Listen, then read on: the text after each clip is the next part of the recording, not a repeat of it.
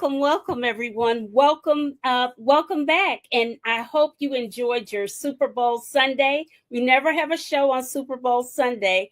I particularly enjoyed Kendrick Lamar's halftime show. Okay. It was fabulous. His show beat out the King of Pop's show in viewings. Okay.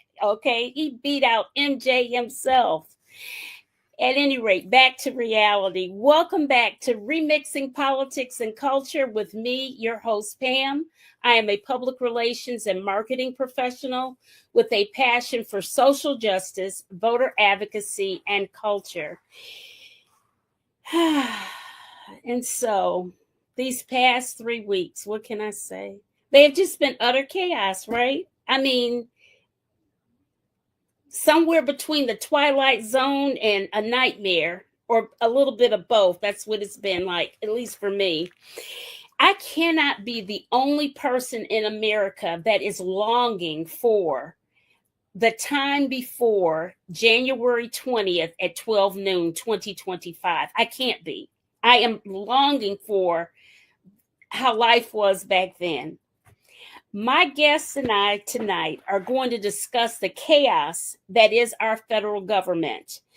They are grassroots activists with something to say, and most of all, they are actual doers. They are people that do the work. They just don't talk the talk. They walk the walk. So first up, I have Loretta Thomas Walker. She is a retired logistics project manager who served over 36 years for the Department of Defense in Warren, Michigan. Her duties and responsibilities had her travel worldwide extensively to assure that federal regulations and procedures were met. Welcome back to the show, Loretta, my soror. Hello, Pamela. How are you? I'm doing well. Next up, we have is no stranger to the show. She's having some technical difficulties, so we may not see her pretty face, but we'll be able to hear her. She is a practicing doula and a supermom with 4 adult children and 7-year-old triplets.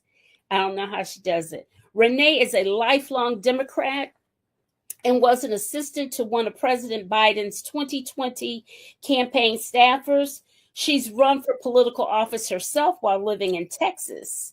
And now that she's back in her hometown of New York, the people are trying to recruit her to run again for elected office, and she's toying with the idea. So welcome back to the show, Renee Schalk. Oh, thank you, everyone.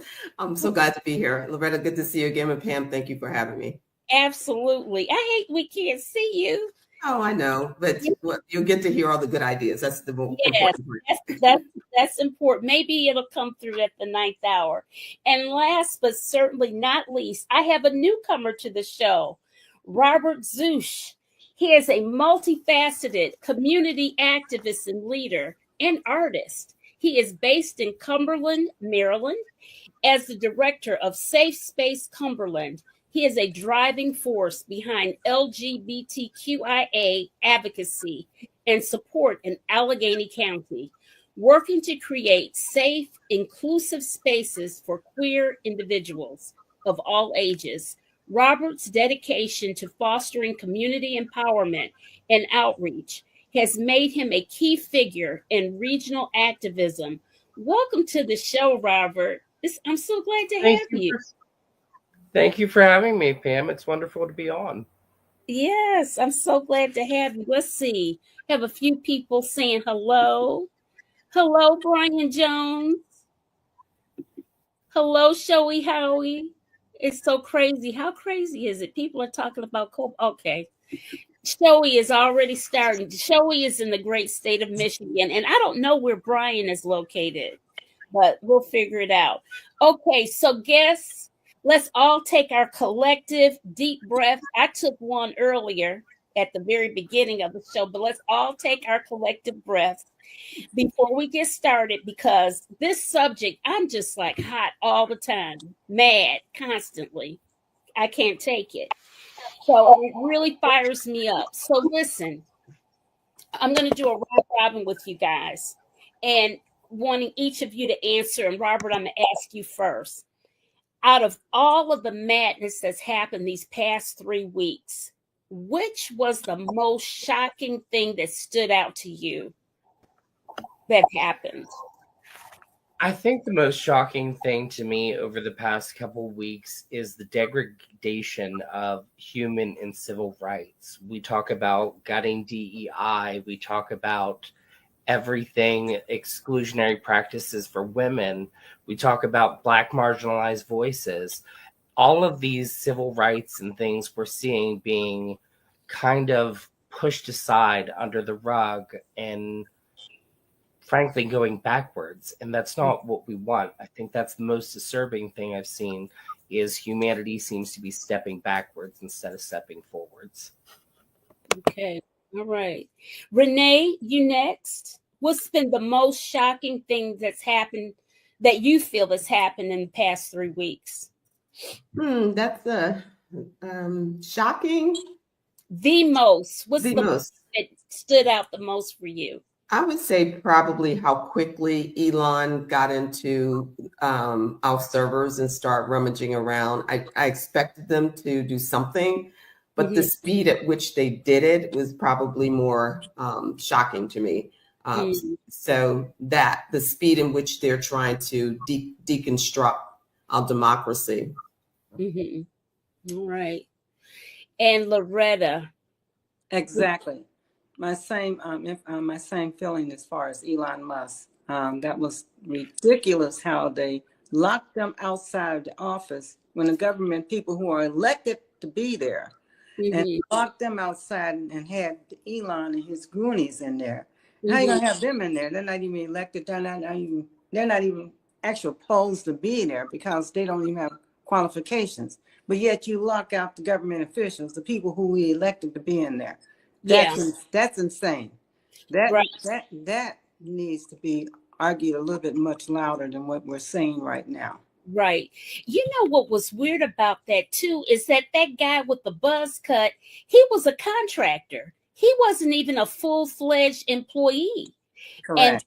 And what I grew to understand is that the people that were behind him, the inside of the place, yes, that armed guards, they had on allegedly they had on some type of symbolism on their hats or whatever that's part of Elon's goon squad or something. correct. Did you guys hear that as well?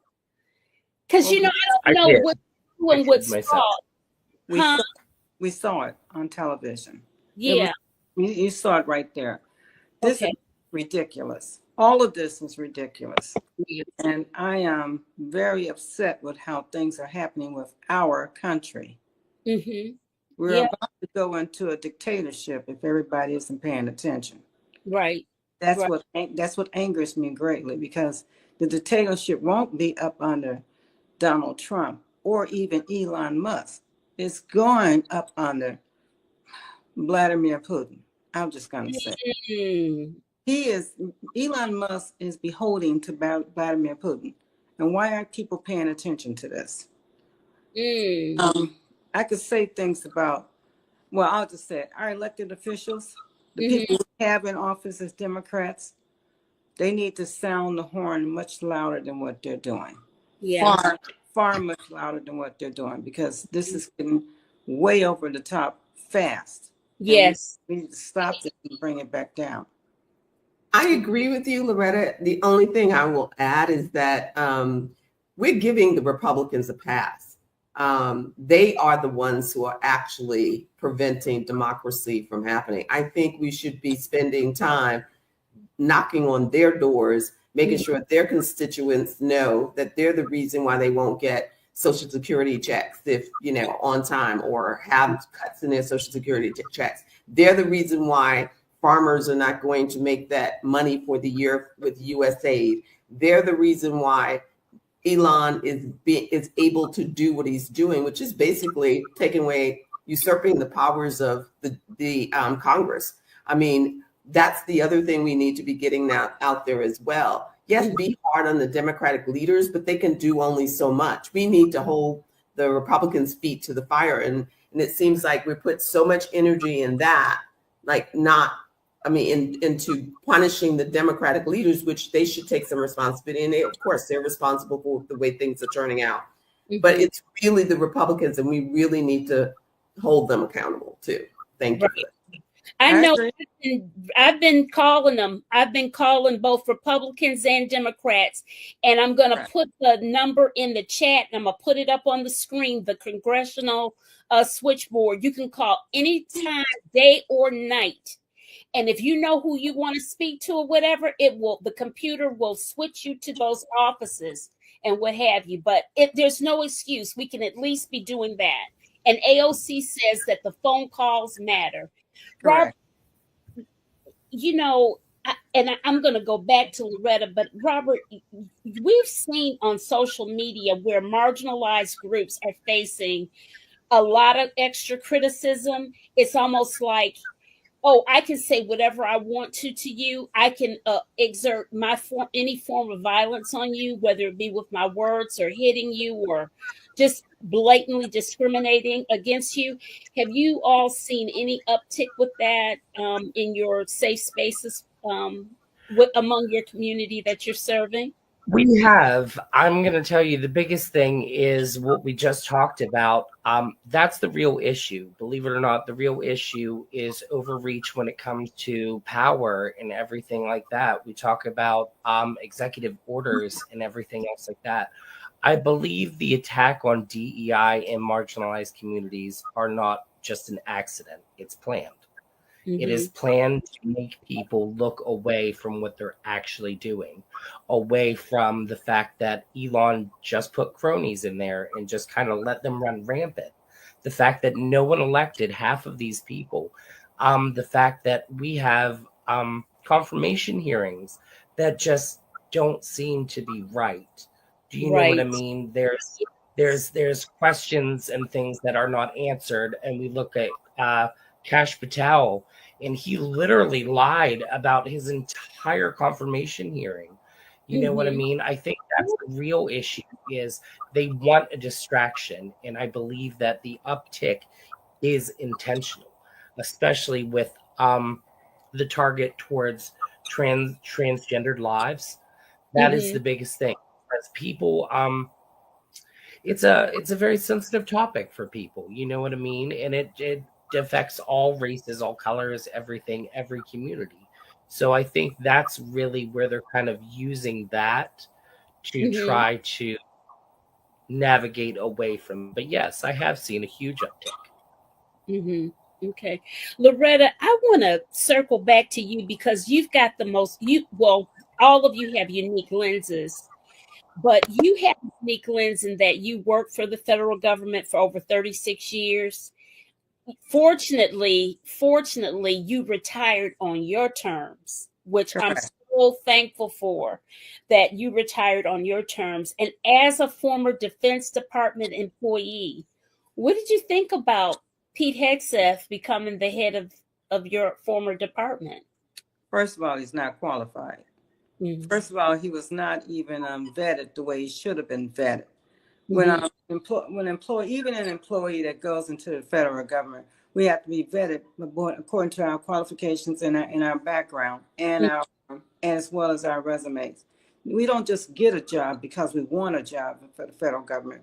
They really go through a series of process and qualifications to see about us, and not just qualifications. They literally go through a lot of a streamline going through before you are hired as a federal government. They check and see if you have any records, if you have anything that's in your background that should be checked and questioned and answers like that. They actually really go through and try to determine. And then once you are hired, then you go through the process of trying to get into the jobs that you want to get into for the federal government. And that's another series of qualifications and things that you have to go through to prove and validate that you are here to work for the federal government. They make, when I worked for the federal government, when I first came to the federal government, we had to do the oath. We had to swear the oath and everything to the federal government. They don't do stuff nowadays. Well, let me just say it. They don't do it anyway for these goonies that are in there right now. First of all, they aren't even qualified. And Pete Hegseth, I don't even want to discuss that guy because somebody should take something and go take him out of there. That, to be honest with you, and that's as far as I can say on this podcast, how I feel about that. But the process of going through, I love serving my country. I love serving my country. I love working for my country, and wherever I traveled, wherever I went, as far as everywhere, Japan, Russia, everywhere. I didn't go to Russia, thank God, but I went everywhere just about that you can pull out of your hat. I've been there. And even then, representing us as an employee for the federal government, making sure that I had everything correct, did everything right by the law, what we're supposed to do.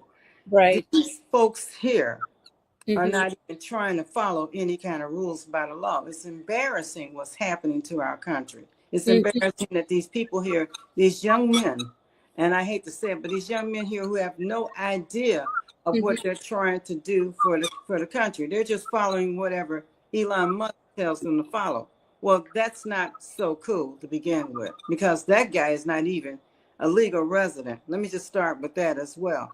The qualifications that we have to go through to prove and validate who we are should be looked at as far as these little goonies that he's got working there. I'm embarrassed and I'm very sad because I know some friends of mine who are still working right now for the federal government. And they have some have already taken the buyout scenario. Some are trying to stay in there and try to hang on to this and try to see what's going on. And this is not good what's happening. And I am very thankful that I was able to leave on my terms when I wanted to leave. But I do feel for a lot of friends of mine who are still there. Yeah, it's just unbelievable. Renee, with your being the super mom and the doula, bringing life into existence into the world and all of that, you have the closest direct involvement in early education and the plans that they have to just totally obliterate the Department of Education. What are some of your thoughts about that, Renee? Well, actually, my personal perspective, and from people that I know who are actually teachers and are directly involved in the Department of Education across different states of the country, I think the thing that we need to do about that is shore up our local governments, shore up our local Department of Education or districts, school districts, and make sure we got competent people in place that will fight back and push against any of the radical things that are going on. I know there's several powerhouse women in Texas, for instance. One is named Tiffany Harris, and she is amazing. She has pushed back. She's doing a great job in making sure that her district, independent school district, is basically getting all the things that they need. Now, to go back to the bigger picture of what they're trying to do with the Department of Education across the United States, I say that their bigger picture is going to hurt more red states, quote, red states, than it will blue states. There's, if you Google it, if you look it up, the majority of states that receive the benefits from federal government for education are some of the poorest states. Mississippi, Kentucky, Alabama. You can go almost all the southern states.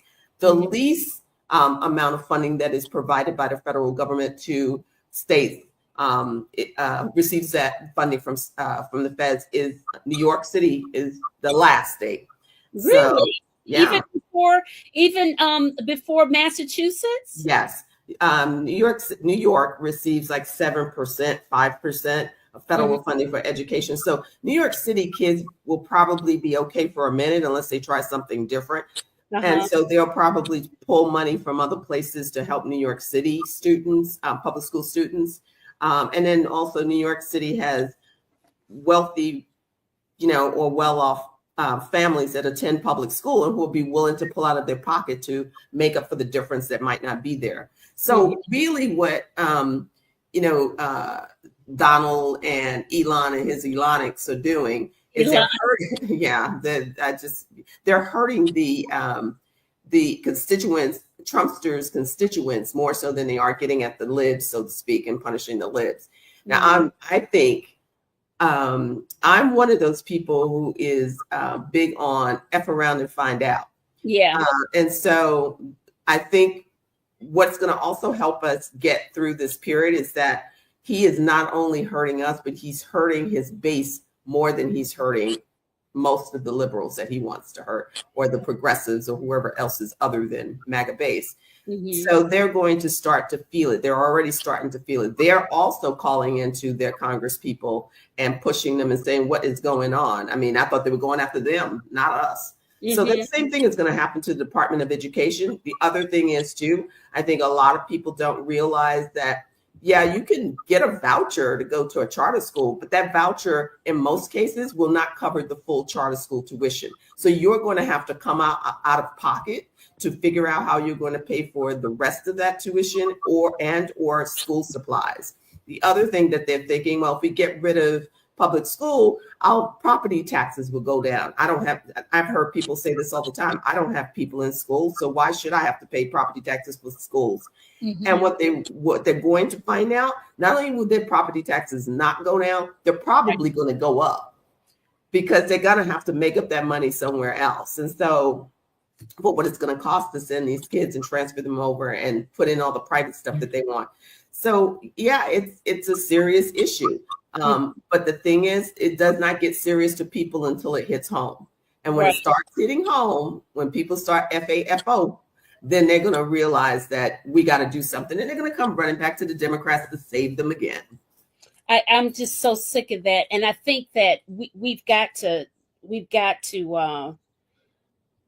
figure that out. That's a whole nother thing. I put on the screen here the U.S. Congress switchboard 202-224-3121. You can call it day or night.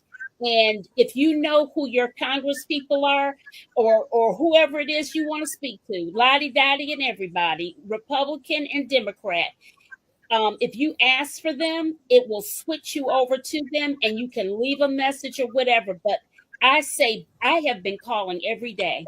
I'll make a call a day. I'll do a tweet or two a day or whatever, because I'm sick of it. We have to do something. So we've got to do our own activism. Listen, guys, one thing that is just, I know that this bothers you all because we kind of have chatted about it before, but I really don't see the fierce urgency of now, like Dr. King talked about, the fierce urgency of now. I don't see, and Devin, I'm glad that you're in the chat from the NAACP in Garrett County in Maryland. I applaud you. However, I'm going to say, I have not heard from our national NAACP. I have not heard from the National Urban League. I have not heard anything. Since Miss Eiffel left the National Defense Fund, you don't hear anything about the NAACP National Defense Fund, Legal Defense Fund anymore. You just hear about the black, we call him the black Attorney General, Ben Crump. But we don't hear from the National Urban League, not National Urban League, the NAACP Legal Defense Fund. So guys, that's my thing. Where are there are people that are organizing all types of boycotts, fast food stores, and that type of thing. And they are getting real decent traction online. I know the Latinos are doing a heck of a job. I was in Ross stores the other day, yesterday, and typically when you go into a Ross on a Saturday, it is filled with Latino people. Honey, you could hear nobody was there. Nobody, no kids were running around, nothing. And I was real. It was a definite difference, okay, in that one store. So I say all this to say, where are our legacy organizations? Where are our legacy organizations? Where I really, where are they? Good, Roxana. Keep calling your legislators. Correct. Pam, Yeah. I'm honestly going to have to agree with you. I think the biggest problem is that we're having right now between organizations and grassroots activism is unity. Everybody seems to have gotten into their own groove over the past 4 years and everything, but a lot of people have forgotten, and well, it's laziness, frankly. You know what I mean? We are at a time that we need to be vigilant, and we need to start really getting our roots down again. And it's not so much a celebration of who we have become, it has to go back to being a fight, because we're still fighting for these things. You know what I mean? We talked about the Department of Justice and how it's being reformed, and how all this seems to be kind of going under one thing, and that is that the executive branch is going to try to control everything. Yeah. You know what I mean? Yes. And then with that being said, I believe when it comes to, we talked about education as well, I absolutely believe that is right. It will hurt their basis, but I think that is the point. The point is to undereducate people so that they can pass laws. You know what I mean? That's the big thing. Yeah. Loretta, go ahead. It looks to me like right now there's a pause right now to watch what's going around. In the famous words of Brene, F around.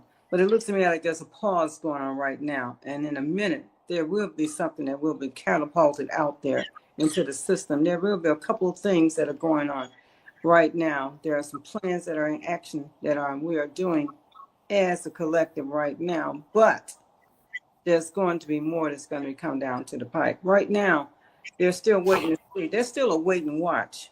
There's things that are still going on. You watch what he threatened to do over there in Gaza. We're watching. Oh my God. They already got the private contractors in there. Exactly. Probably Blackwater. Exactly. That's one scenario. That's just one scenario. Then we have the other scenario that's going on right now over there in with Russia and our boy over there in Ukraine. That's another scenario that's going on right there with that. Right now, there is a little bit of a time for us to, just for a moment, watch and see what's trying to transpire, and then we can strike at the right time. Right now, we're contacting our congressmen, like we said. We've been contacting Republicans, like we said. I saw someone mentioning there to call the number 5. Yeah, to call 511 and do that as well. Yes. So we're already doing those issues. There will be a moment, and it's coming very soon, where we're going to have to do something. But right now, we need to continue to let them expose what they're doing. Okay. And then we get together, and then I hate to say it, but, spank that booty properly. Okay, our NAACP president in Maryland says, I hear you, Pam, and we're reaching out at the state and national NAACP level to share our concerns. But see, I even heard, what's our boy's name with National Action Network? Al Sharpton. Al Sharpton say, oh, we got 90 days. In 90 days, you'll hear our plan or whatever. And I'm like, what the hell are you talking about 90 days? You knew in November what the deal would be. You knew in November. You knew. I stopped shopping at Walmart once I realized that they had given Trump so much money for his part 2 thing. And then they Mhm. and then had the nerve to say they were going to do the DEI. So I said, forget it. No, that was in November, and it's been a shock to my system not going to Walmart, because Walmart was my jam for all my plants and little stuff like that. But I haven't been here. I hear you, Pam. And then I was going exclusively to Target. I love Target. I said, Mhm. well, I guess I got to go to Target now. I just go to Target because there's really, you know what? It's so fascinating. I've always gone to Costco. I have a whole separate story about Costco, but there are really not any. We don't have many big box stores that aren't like hypermarkets, meaning they don't have like if I don't want to buy 400 rolls of toilet paper and I just want 20, you know what I mean? I just it's like all the mom and pops just got consolidated. You really see that now that we're shopping smartly and shopping to make our dollars work. You're seeing how we have lost so much retail. Well, actually, I would say, I'm sorry. Go ahead, Robert. oh no, go ahead. Okay. Well, I would say that someone mentioned how we're lazy. We are, as a society, American society, have become quite lazy about going the extra mile to make sure that I think it was you, Robert, that mentioned that, to go the extra mile to make sure that we're buying products that are good for our bodies, good for our environment, good for our families, good for the economy.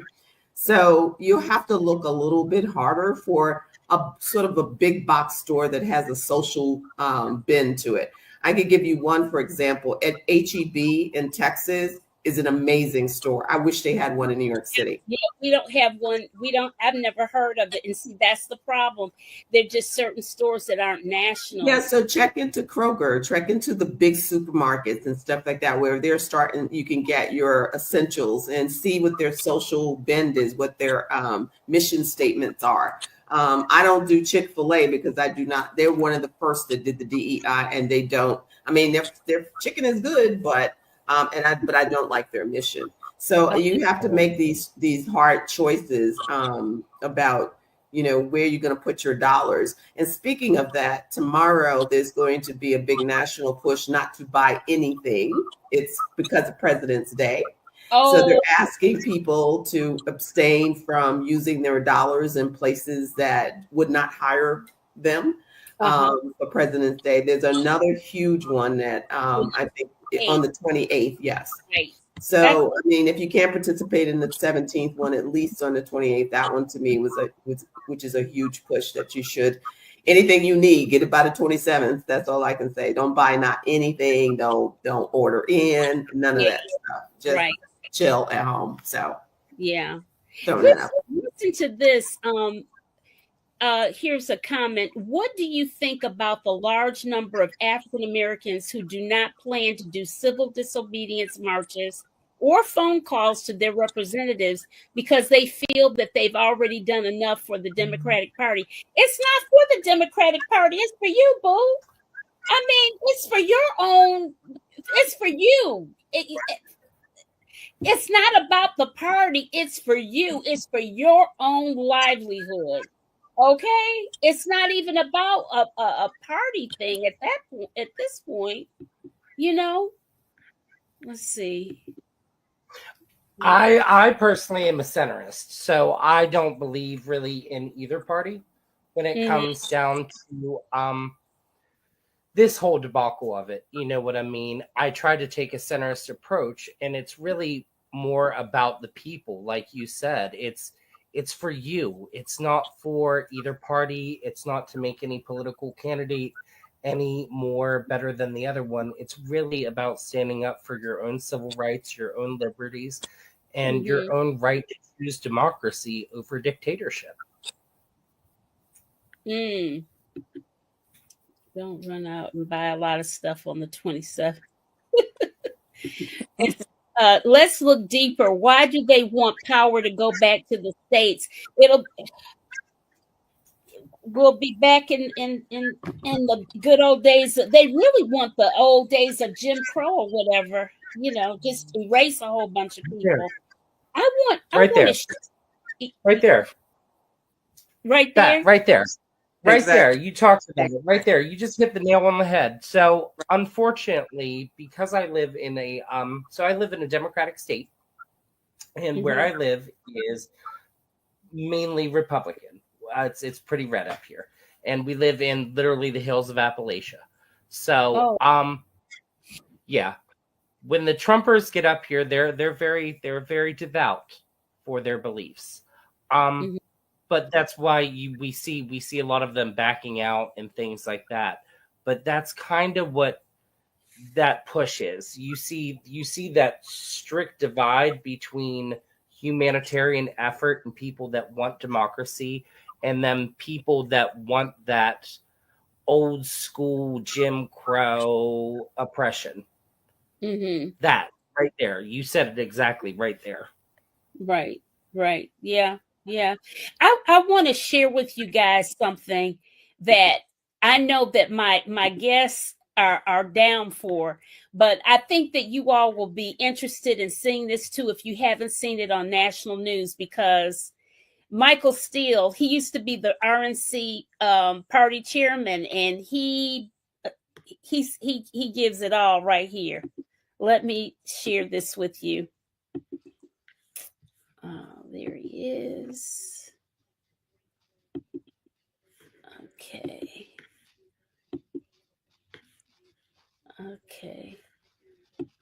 Let's see. Oh, can you see it?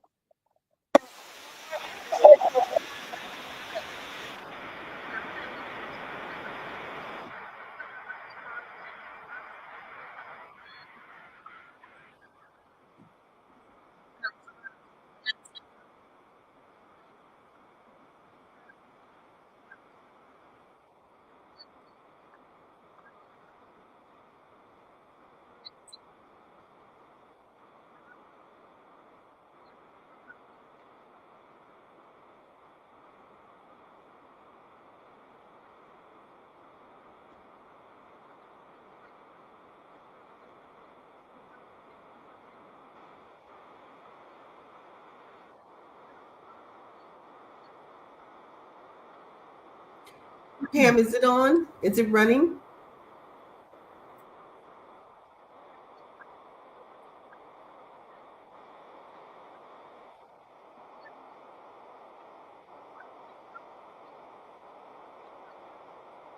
Pam, we don't see anything.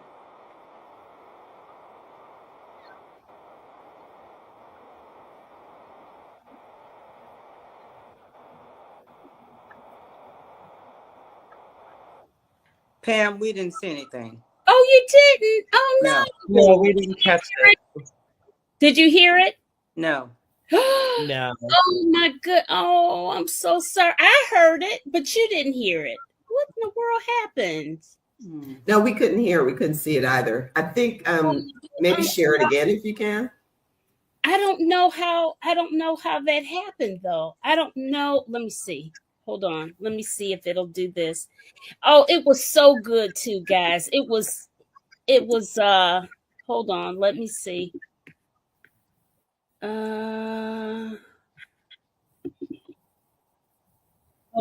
Actually, you know what? I just like you to show that you give a damn, that you got a little emotion. Now we can see it. Yeah. Do that again. We can see it then. So Michael Steele was a bit emotional there and said, just show that you care or that you give. And Pam, if you are still running it, you took it off by accident. Yeah. We saw it the first time, but then we didn't see the rest of it.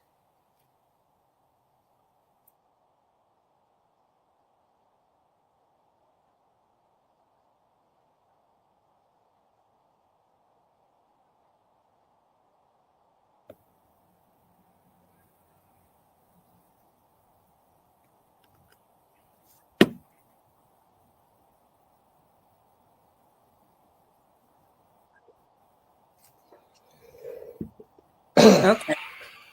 So we don't have anything right now. Did you see it? No. No, we saw the beginning and then No, he took it we saw off. the- Somehow it went off. What? Yeah. Give up. But I don't know. I'm so sorry, guys. Listen, you can tell this is live. I'm sorry. But had anybody seen that on TV with Michael Steele? Had So you guys seen it? I've seen some excerpts from him a couple of weeks ago when he was talking. People need to be more vetted. They need to be more involved in everything. You know, and I think he was talking about some of our elected officials. They need to be involved, which is interesting to me He because talked about the little boy in the office that told him you didn't belong there. Your daddy said it. He said that he's in your bedrooms. He's in all your stuff, your business, and not just from X. I mean, he read the right. That is the kind of energy that we need. That gets people out and mobilized to the streets and fights back this stuff. Yeah, I watch him the weekend, every weekend, and Michael Smith Steele always brings it. That's the one show I'll get up for. It's like 2 to 3 hours long, but I'll get up for that show and I'll watch it. And Michael Steele's never holds back. I don't know why he's not hired to lead some of this against what's going on. I know he's got a day job and he probably would rather not get too involved in politics any longer because he used to be the chair of the Republican Party. So he's just like, y'all not listening to me. I'm trying to tell you what they're doing. Y'all better pay attention. Love him. Yeah. Well, he's not the only one that's out there voicing a concern. Pam, my favorite, of course, is Malcolm Nash. Oh, yeah. And I have Malcolm too, but I'm scared. Will it come through? I might have to. Our center was actually built on Malcolm X's words, "For us, by us." Very good. Because Malcolm Nash has put it out there plain. Yes. What's going on in this country right now. And again, he served overseas over in a lot of scenarios. And even though just recently in Ukraine, he was over there fighting for them in the beginning stages. He sure was. I remember that he had on his gear and I remember, you know what? I remember that, Loretta. I remember that. He is a really brave dude. Let me see if that'll come up. And y'all, somebody have to speak up louder and tell me if it doesn't come through. God dog it. I tell you. Hold on. Let me see if I can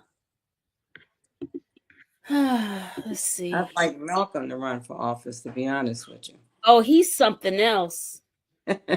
He's something else. Let's see. Do you see this page right now? We see the page. Okay, now I'm pressing the thing. We don't hear anything. Okay, it's not. Okay.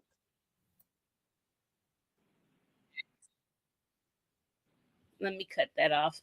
I don't know what I done wrong this time. I don't know what I did. And anywho, I don't know what I did with my sharing. At any rate, that Malcolm Nance is the name, guys. I'm gonna put it in the chat for you all to look him up. Yes. Malcolm has been sounding the alarm now for several months now on his podcast as well. And Yes. I'm glad to hear that you guys made your way after him, because Malcolm is speaking exactly what's happening right now. Yes. It's very, very distinctive, hardcore discussion, because at this point, Malcolm is telling us call to action. Yes. He's actually telling us that we might have to show up on the beach with him and take our country back. Yes, he's talking about not by we might all have to become soldiers. In other words, that's the way he's saying it. Okay, Renee, you gave us here's a link to Michael Steele Facebook share. Okay. So you guys catch that from the chat and you can come in there. Let's see. Good evening, Kajana West, founder of the Safe Space. Cumberland. Oh, this is the lady you were telling me about. Right, Robert? Robert, I think you're on mute. Yes, this is my boss. She's absolutely amazing. We would not have sent her without her. Okay, awesome. Hello, Kay West. Hello. Let's see. Zach says, too bad still didn't have that same energy when Obama was president. Well, you know what? I have a philosophy about a lot of black men when Obama became president, namely Tavis Smiley. There's a lot of jealousy when Obama came and just, he was suave and cute and all of that. And prior to that, Tavis was the black prince that talked well and was attractive and all of that. And then all of a sudden Obama came and just blew up everything, and it was never the same, Thank God. Thank God. I'm sorry. I am not a Tavis Smiley fan. I'm not at all. So there won't be any sympathy on my part about that. And Loretta, once again, people think black people are a monolith. We all have separate tastes, but the one thing I can say about the African American community is that when the stuff hits the fan, we really know how to rally and take care of our community. We have to be down in the trenches, though, seriously down in the trenches for us to really do anything to make that extra push. And actually, we have to push our allies too, because we can't do it by ourselves. It should not always fall on black people to do this. It should not always fall on black women to do black this. women, I was going to say, let's say black women. Yes. And truly, you know what skill is. Robert, you know what time it is, right? Mm-hmm. Yeah. But unfortunately, we got to do it, you all. We don't have a choice here. We are setting in motion right now, as you've already said, Renee. There are things that are going to happen on certain dates that we are looking for it to happen anyway. We're setting that in motion. There's other things that's happening. I believe right now some of our quote unquote leaders are waiting patiently for that 90 days. I believe they're waiting to see everything that's going to show its ugly head in the Trump administration, and then we can slap down on that scenario and what they're doing. I believe right now we're doing our economic. We're doing a small part, and believe me, I don't want to say it's small, but when we do what we're going to do on that economic day and make that difference, that's starting one. Then starting two, there'll be another activity that's going to happen as well in March. There are things that are going to start happening, but all within that 90 days we're waiting to see everything. These dudes have already published what they said they're going to do in 2025. Yeah. But they haven't published everything yet. And so we're seeing a little glimpse of what they're trying to do. Just you wait and see. And Russell Vought, there was an interview with Russell Vought behind closed doors before they elected him. Yes. Before they placed him in the position that he is in. There was, he talked about the 180-day playbook, and then he talked about private plans behind it. So Correct. I agree with you. There are things that are going to start showing. I've told my friends and my family members, because I've been serious about this. Back when that dude got elected in November 5th, and I did not believe that date, still don't believe it, still believe there's something going on with that, but that's another subject matter, not for here. I told my friends then, start stocking and start piling up, because it's going to get really nasty and real ugly, and we need to be ready so that's the least of our concerns. There's other things that we have to start doing that we're going to have to get active about doing. And yes, I'm with Malcolm Nash. We might have to become the serious soldiers. Can you imagine, people? Think about this. Someone's showing up at your front door because they feel that they're empowered to do so. What would the average person do at that point? Well, I'm prepared for them to show up, and it won't be pretty. I agree. And that's the other thing. I can't say I'm going to react well. And that's the other thing. This is not like back in 1800s where most Black folks and most women did not own guns. They think they're the only ones that own guns or own some way to protect themselves. And so it's not going to, I hope it doesn't come to that, but it's not going to be the same, because we're not just going to be dragged out, hanged, whatever, put in a wagon, whatever the case may be. But, you know, I believe that we need to get into our silos, though. That doesn't mean you can't, you know, venture out and get involved in big progressive moves, but I think we need to get in our silos. And I think, Pam, you wanted me to talk about the fact that I created what I call the Underground Blue People, a Facebook group. Yes. And on Facebook, and we're going to actually, we have somebody, one of the admins is actually really good at designing platforms and stuff like that. So he's designing or working a platform to make it usable, that we can take our group off of Facebook that is similar to Facebook, because everybody knows that Threads and Blue Sky, they're a different kind of platform than Facebook. So there's really nothing else comparable to Facebook out there. So, and a lot of people like it. It's comfortable. You can tell stories, share pictures, and blah, blah, blah, blah, blah. So he's working on something for us to move our group out. But basically what our group is, it's called the Underground Blue Tribe.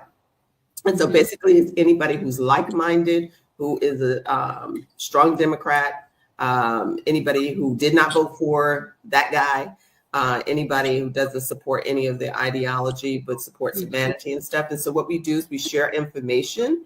We share information to other groups. We share information about people who own local businesses that are like-minded people too. We share information about resources. You know, for example, there was one person who was looking for a job for her son. And so we asked in the group, does anybody own a business that is owned by somebody who is a blue person that can set. And we just whatever suggestions were made, we gave it to her, and she could do whatever she want with it. I mean, it's that kind of support.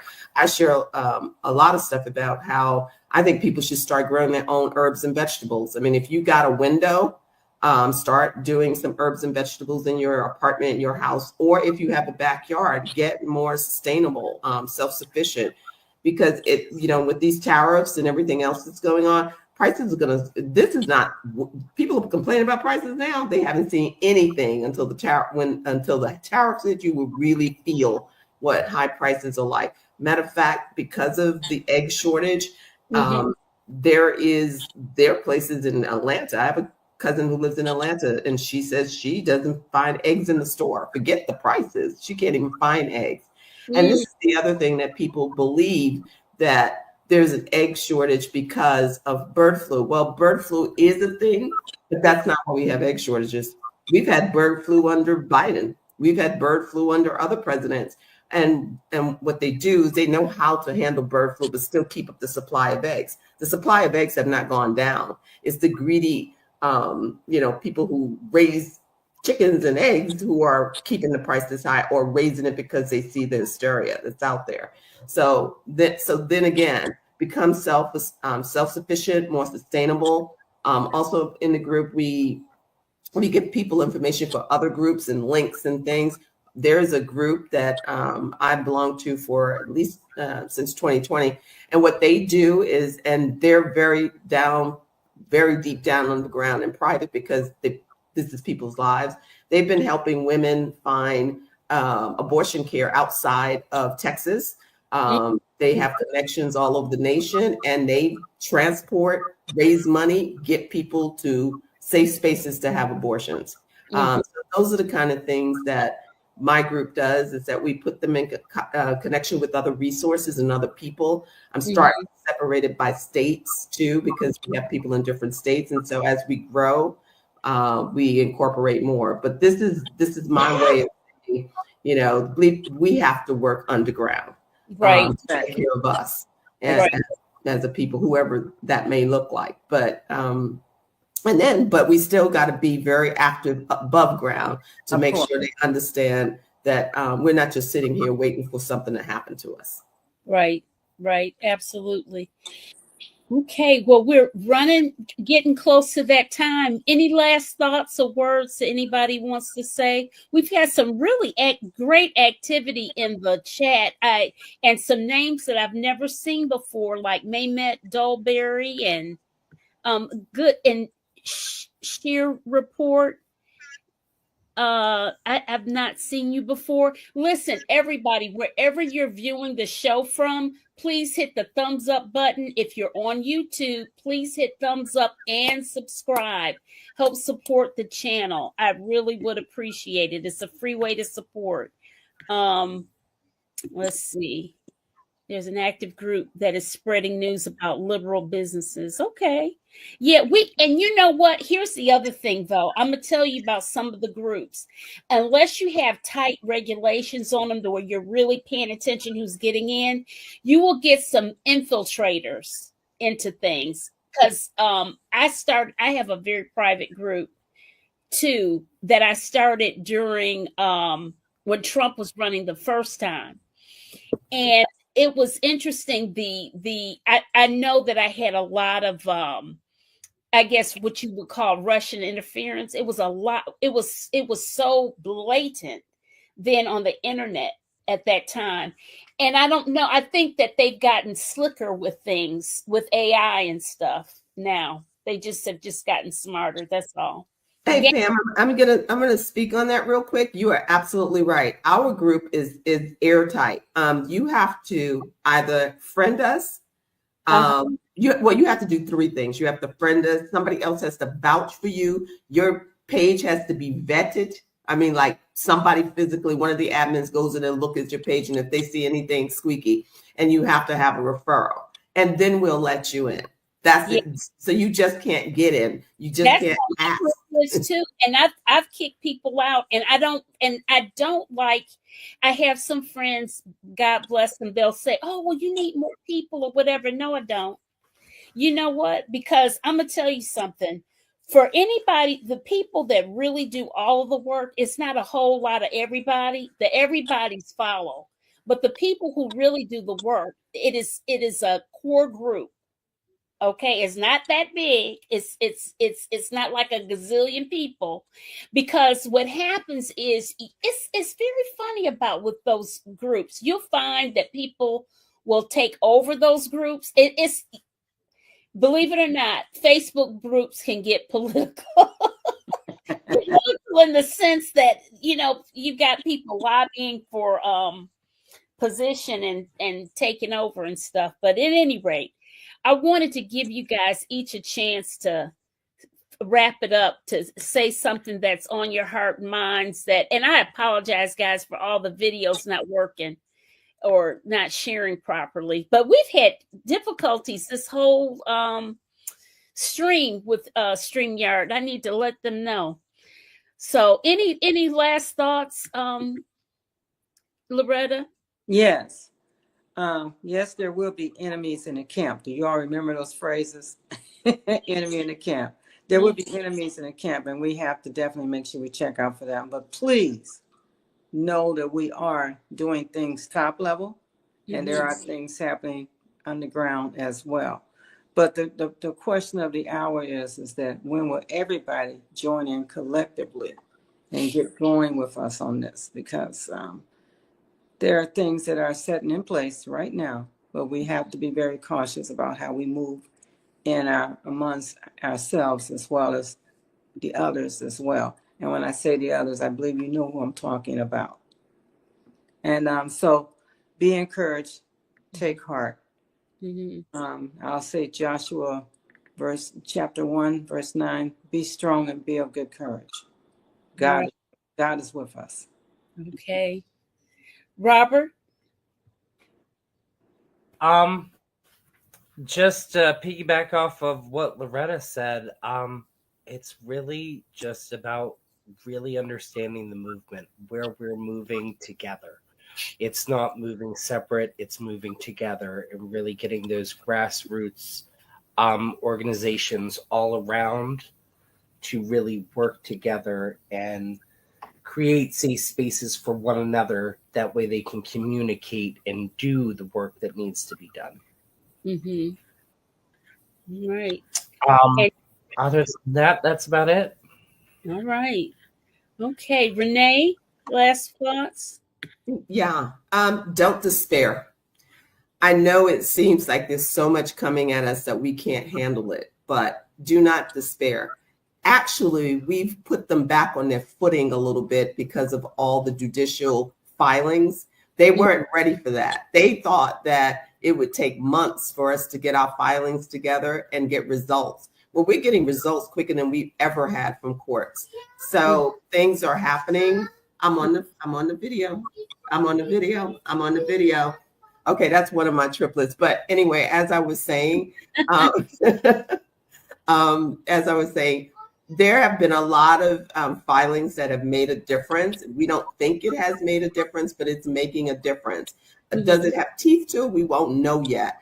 Pay attention to what's going to happen with Judge Ho in New York City, whether or not Judge Ho is going to accept that dismissal of Eric Adams' charges or not. Yeah. And so pay attention to that. And once we know what because Judge Ho doesn't have to accept it. Judge Ho could say, nope, I'm not accepting it. I want a hearing on why this case should be dismissed. So just pay attention to that. See if that happens. If that happens, we got some examples of how we are going to seriously push back, because the judicial system is what we got right now. So yeah, don't despair. It's not over. It's hard work, but it's not over. Yeah. And Devin Baroga, I want you can find me on social media real easy, because I want to you're in Maryland. Robert, do you know? Yeah, I can send you his information. I work with Devin personally, so I can send his information for you. Okay, because I probably want to have Devin on the show, because this NAACP and the legacy organizations, for me, we really got to talk. Okay, we really need to have some discussions. Listen, guys, I appreciate you all so much. If anybody has, if you're aware of anybody that will be good for the show, I have been looking for psychologists and psychiatrists that have a good understanding of behavioral therapy and things like that, because I really want to talk about Donald Trump's mental illness. And it's funny, and yet it's not funny, because it's impacting all of us, because he's a very sick man, and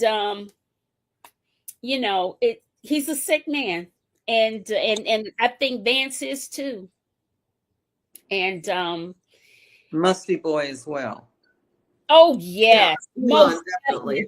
Musty Boy is at the top of my list. He and Trump are very, very similar. Very similar. Very similar. But at any rate, and so I'm always open to having new guests, people introducing me to people or whatever, because the only way this thing works is that you have to be able to share the information widely and broadly, to get people to think, to get people to know what's going on, because a lot of people don't. A lot of people don't consume news. They don't read it. They don't listen to it. None of that. And until it's too late.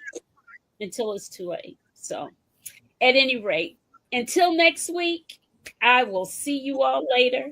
Take care. Let's wave everybody off and say good night, guys. Good night. Thank you, Pam. Thank you, everyone.